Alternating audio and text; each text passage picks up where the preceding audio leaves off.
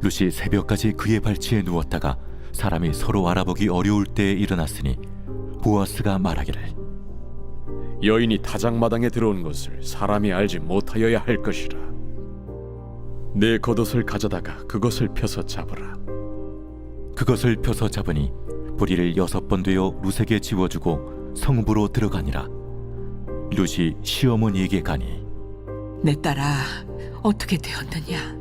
룻이 그 사람이 자기에게 행한 것을 다 알리고 이르되 그가 내게 이 보리를 6번 되어주며 이르기를 빈손으로 내 시어머니에게 가지 말라 하더이다. 내 딸아, 이 사건이 어떻게 될지 알기까지 앉아있으라. 그 사람이 오늘 이 일을 성취하기 전에는 쉬지 아니하리라.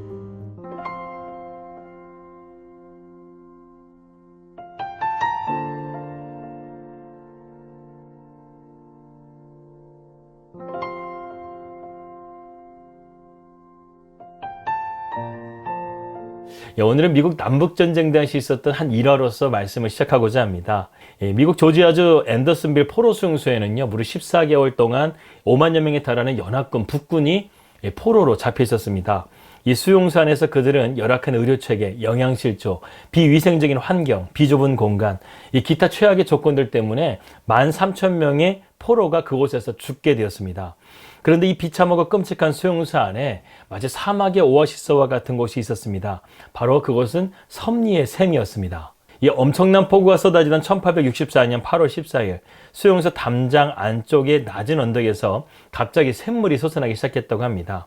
사람들은 그 직전에 번개가 무려 똑같은 자리에 여러 번 내려치는 것을 목격했다고 합니다. 그래서 땅이 파였는데요, 그곳에서 샘이 터져 나오게 된 것이죠. 원래 수용소 안에 있었던 물은 오염되고 그래서 사람들이 그것을 먹고 탈이 나기도 하고 심지어는 질병에 걸려서 죽게 되었는데, 이 샘에서 나오는 물을 마심을 통해서 이 수용소에 있는 사람들이 감사하면서 이 수용소의 생활을 잘 견디고 이겨낼 수 있었다는 것입니다. 그렇게 해서 1901년도에 바로 그 자리에 정자가 하나 세워졌는데, 그 정자에는 이러한 문구가 기록되어져 있다고 합니다.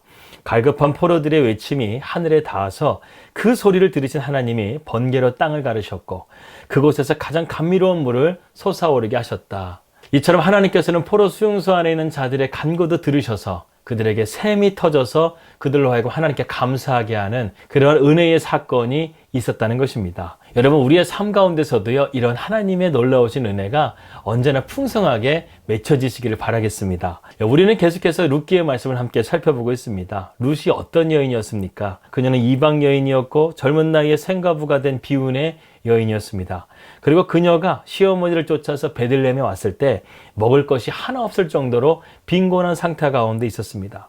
그런데 하나님께서 룻과 보아스를 만나게 하시죠. 룻은 하나님의 오묘한 섭리로 이 보아스의 밭에서 일하게 되었습니다. 그리고 보아스의 눈에 띄어서 풍성한 곡식을 얻게 되었죠. 그런데 이제 곧 추수기가 끝나게 됩니다. 그러면 보아스의 그런 호의도 금방 끝나게 될 것이라는 것이죠. 그런데요, 나오미가 이 보아스의 호의를 보고 용기를 얻게 됩니다. 그녀는 이것을 희망으로 보고 이 기회를 놓치지 않으려고 룻으로 하여금 보아스에게 적극적으로 애정 공세를 펴게 해서 이제 청혼의 단계까지 이르게 된 것입니다. 이제 분위기는 물이 익었습니다. 그리고 보아스는 그녀의 마음을 받아줍니다. 그런데 또 다른 문제가 하나 생겼습니다. 바로 보아스보다 더 가까운 친족이 있었다는 사실이죠. 하지만 그 문제는 룻과 나오미가 해결할 수 있는 문제가 아니었습니다. 오직 고엘이 된 보아스만이 해결할 수 있는 유일한 문제였던 것이죠. 3장 17절은 이렇게 말씀하고 있습니다. 내게 이 보리를 6번이나 되어주며 이르기를 빈손으로 내 시어머니에게 가지 말라. 이 보아스와 룻이 만날 때마다 항상 우리가 깨닫는 것이 무엇이냐면, 보아스는 룻으로 하여금 항상 빈손으로 보내지 않았다는 거예요. 항상 그녀에게 풍성하게 채워줌을 통해서 집으로 돌려보냈다는 것입니다. 여러분, 룻기 1장을 보게 되면 나오미의 인생은요, 한마디로 말해서 빈손 인생이었어요. 룻기 1장 21절 말씀 보니까 내가 풍족하게 나갔더니 여호와께서 내게 비어 돌아오게 하셨느니라. 정말 나오미의 고백대로 모압에서 베들레헴으로 돌아올 때 그녀는 모든 것을 다 잃어버리고 베들레헴 고향으로 돌아오게 된 것입니다. 여러분, 주님이 없는 인생이 바로 이러한 삶인 거예요. 여러분, 베드로가 주님을 알지 못했을 때 밤새도록 수고했음에도 불구하고 잡은 것이 하나도 없는 빈 그물만 짚고 있었습니다. 그런데 주님을 만났을 때 그가 어떻게 되었습니까? 그물이 찢어질 정도로 주님께서 그를 채워주시는 은혜를 경험하게 되죠. 때로는 우리가 수고했는데도 불구하고 그것에 대한 결과가 없게 되면 공허할 때가 있습니다. 최선을 다하고 살았는데도 불구하고 삶을 돌아보니까 빈손인 거예요. 얼마나 허망한 인생이 아니겠습니까? 그런데 주님이 함께하는 인생은요, 언제나 충만하고 풍성함이 있다는 거예요. 여러분, 오병이어나 칠병이어 사건을 보게 되면 우리가 그 말씀 가운데 반드시 있는 하나의 단어를 발견하게 됩니다. 그들이 배불리 먹었다는 거예요. 배불리 먹고 남았다라는 말씀이 반드시 거기에 기록되어 있다는 것입니다. 여러분, 주님께서는요, 우리를 채워주시는 하나님이십니다. 채워주실 뿐만 아니라 우리를 배부르게 하시고 남게 하시는 은혜가 주님에게 있다는 것이죠.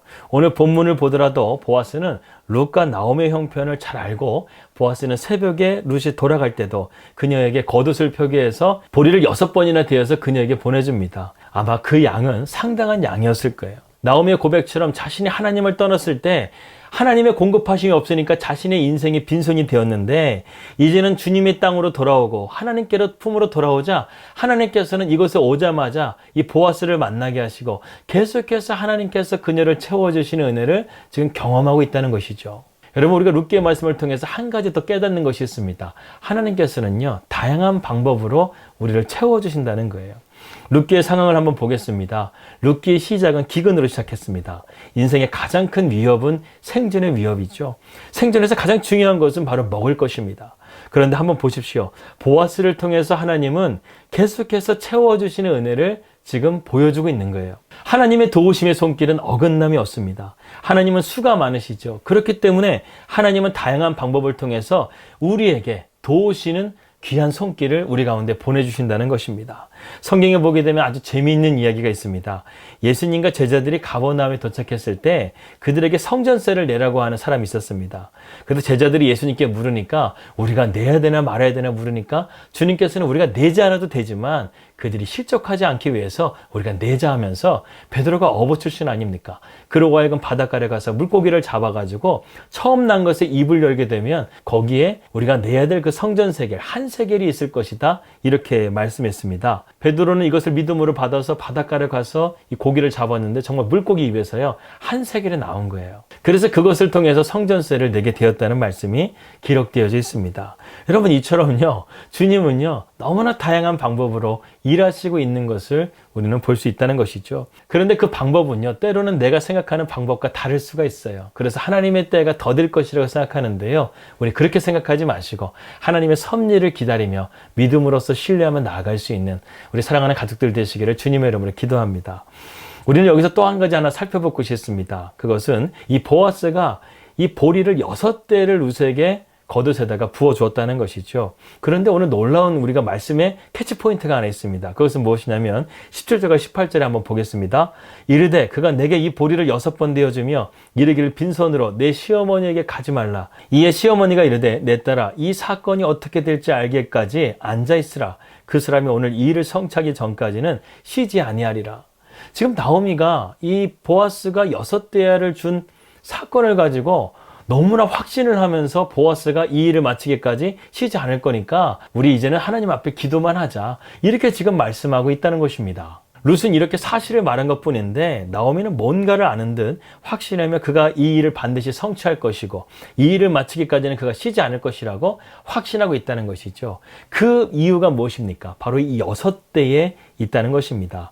이스라엘 백성들은 숫자에 대해서 항상 의미를 가지고 있습니다. 가령 3이라는 숫자는 하나님을 의미하는 것이죠. 삼위일체를 의미하는 숫자가 바로 3입니다. 그리고 7도 완전수를 뜻합니다. 하나님께서 천지창조를 하실 때 7일 만에 세상을 창조하신 것과 같이 이 7이라는 것은 완전수, 꽉 찬 수를 의미하는 것이죠. 그런데 여기서 6이라는 숫자는 7에서 하나를 뺀 숫자를 의미합니다. 성경에서 보게 되면 이 6이라는 숫자는 좀 부정적인 의미를 많이 가지고 있습니다. 요한계시록의 말씀을 통해서도 짐승의 표를 생성하는 숫자가 666이라는 숫자라는 것을 우리는 볼 수 있죠. 그런데 이 룻기에서 6이라는 숫자는 긍정적으로 우리가 해석해야 된다는 것입니다. 6은 안식으로 들어가는 마지막 단계를 의미하는 숫자라는 거예요. 물론 룻과 나오미가 안식에 들어간 것은 아니었습니다. 하지만 이 6을 통해서 그녀들은 기대와 소망을 갖는 위로의 숫자가 될 수 있다는 것입니다. 여러분, 직장인들에게 말한다고 한다면 이 6이라는 숫자는 금요일 오후라는 숫자와 같습니다. 이제 조금만 힘을 내면 이제 평안한 주말이 나를 기다리고 있기 때문에 그것을 바라보면서 마지막까지 힘을 내는 것이죠. 내일에 대한 안식을 가지며 끝까지 참고 인내하며 일을 하게 되는 것입니다. 보아스가 나오미에게 전하는 메시지도 이와 같았다는 거예요. 보아스는 이 6대를 통해서 이러한 메시지를 전한 것입니다. 내가 곧 이 문제를 해결하고 룻을 아내로 맞이하겠습니다. 절대 기다림의 시간이 너무 길지 않게 하겠습니다. 내가 속히 돌아오겠습니다. 이렇게 약속한 것이라는 것이죠. 이제 하나만 해결하면 이 문제는 해결될 수 있는 그런 보아스가 있다라는 것입니다. 사랑하는 여러분, 주님을 믿는 우리에게 바로 이러한 믿음이 필요합니다. 주님은 우리를 결코 혼자 내버려 두지 않으시죠. 인생에 문제가 있어서 힘들어할 때 주님은 반드시 우리와 함께 하시고 우리의 기도에 응답하여 주십니다. 그런데 문제는요, 하나님의 타이밍과 나의 타이밍이 맞지 않을 때 우리는 힘이 들고 낙심하게 된다는 것이죠. 때로는 하나님의 응답이 더딘 것 같습니다. 내 생각대로 되면 좋을 텐데 그 반대로 될 때도 있습니다. 그런데 우리가 정말 바른 신앙을 가지고 기도하면서 믿음으로 서 있다고 한다면, 잘 견디고 있다고 한다면 우리는 지금 어디에 와 있냐면 이제 한 끗만 올리면 되는 거예요. 거기에 예수 그리스도를 우리가 진짜 만나게 되고 성령님을 우리가 임재를 경험하게 되면 그때부터는 우리는 참된 자유함과 기쁨 속에서 살아갈 수 있게 된다는 것입니다. 여러분, 지금 룻과 나오미는 거의 이 문제의 답에 가까이 왔다는 거예요. 그것이 바로 이 6대라는 숫자의 의미를 가지고 있는 것입니다. 우리를 위해서도 주님은 언제나 준비하고 계시고 우리가 인생의 참된 기쁨을 맛볼 때까지 주님은 우리에게 소망을 주시고 우리의 삶을 붙들고 계십니다. 여러분, 이것을 믿으셔야 된다는 거예요. 3장 18절의 말씀 보겠습니다. 이에 시어머니가 이르되 내 딸아 이 사건이 어떻게 될지 알기까지 앉아있으라. 그 사람이 오늘 이 일을 성취하기 전에는 쉬지 아니하리라. 여러분, 나오미는 모든 내용을 다 들었고 보아스의 암호를 보내준 메시지도 다 알게 되었습니다. 그런데 룻의 마음은 그렇지가 않은 거예요. 룻은 이 6이라는 숫자의 의미를 잘 모릅니다. 그렇기 때문에 자기는 열심히 최선을 다해서 임무를 완수했는데 이 보아스의 입에서 더 가까운 친척이 있다는 것을 듣게 된 것이죠. 자기의 마음은 지금 보아스에게 완전히 빠져 있는데 그 가까운 친척에게 내가 시집가게 되면 어떻게 되나 이렇게 불안하고 두려운 가운데 있게 되자 이 나오미가 그녀를 안심시키면서 내 딸아 걱정하지 마라. 이제 너가 할 일은 다 했어. 이제 그가 어떻게 하는지 보자꾸나. 내가 알기로 이 보아스라는 사람은 책임감이 있는 사람이기 때문에 이 일을 성취하기 전에는 결코 쉬지 않을 거란다. 이렇게 말하고 그녀를 위로하고 있다는 것입니다.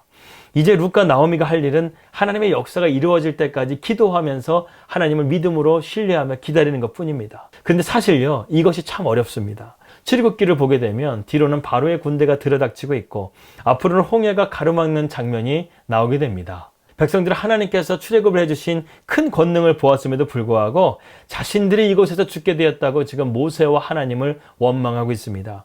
절체절명의 위기의 순간입니다. 그러나 이 다음 스텝이 무엇입니까? 하나님께서 홍해를 가르시는 놀라운 역사를 지금 준비하고 있다는 것이죠. 거의 6할까지 다 도착을 했다는 것입니다. 바로 이스라엘의 역사의 운명을 바꿀 홍해 도하 사건이 지금 눈앞에 준비되고 있었다는 것입니다.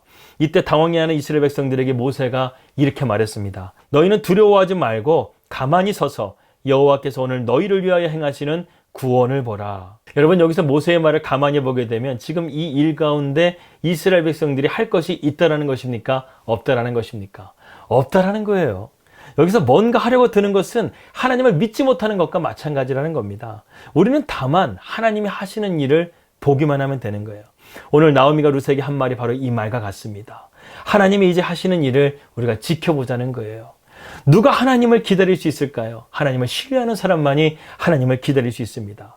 기다린다고 말하면서 마음을 놓지 못하고 자꾸만 내 방법과 내 생각을 하게 되면서 불안해하는 모습이 있다고 한다면 우리는 온전히 하나님을 신뢰하지 못하는 것과 마찬가지라는 거예요.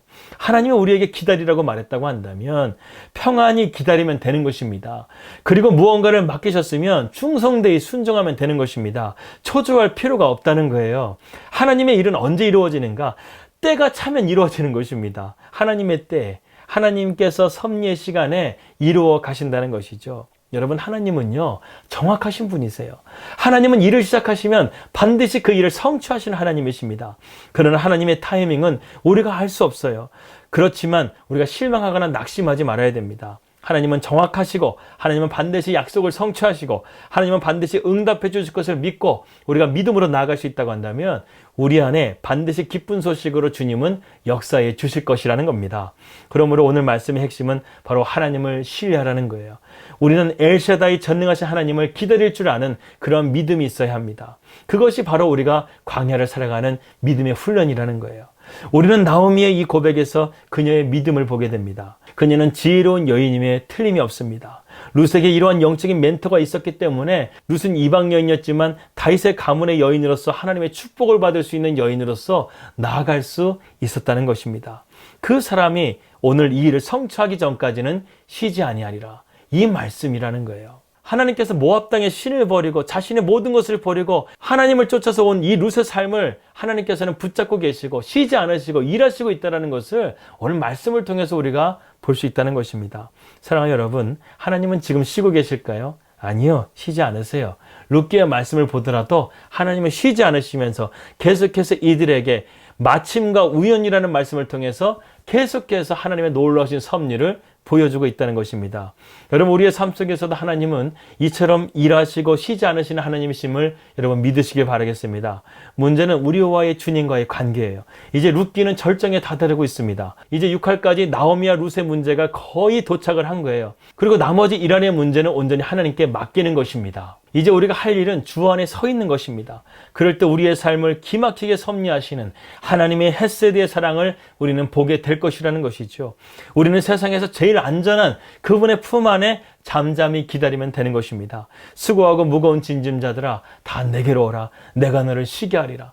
우리가 주님 안에 참된 안식을 얻고 주님은 우리를 위해서 쉬지 않으시고 일하시고 그로 말미암아 우리의 삶 가운데 하나님께서 놀랍게 역사해 주시는 그 헤세드의 은혜의 경험을 여러분들이 꼭 누리실 수 있기를 주님의 이름으로 기도합니다. 기도하겠습니다. 하나님 아버지 감사합니다. 주님께서 우리의 삶 가운데 쉬지 않고 일하시는 하나님이심을 우리가 오늘 말씀을 통해서 배우게 되었습니다. 룻과 나오미의 삶을 끝없이 바라보시며 쉬지 않으시고 일하시는 주님께서 오늘도 우리의 삶을 끝없이 바라보시고 쉬지 않으시는 하나님이심을 우리가 믿음으로 믿고 우리가 신뢰하며 나아갈 수 있도록 인도해 주시옵소서. 그러면 우리의 삶 가운데 하나님의 그 헤세드의 사랑과 은혜를 경험함을 통해서 우리의 삶에 기쁨이 넘치고 감사가 넘치고 배불리 먹고 남김이 있는 그런 놀라우신 체험의 역사를 경험할 수 있도록 인도하여 주시옵소서. 예수 그리스도 이름으로 기도하였습니다. 아멘.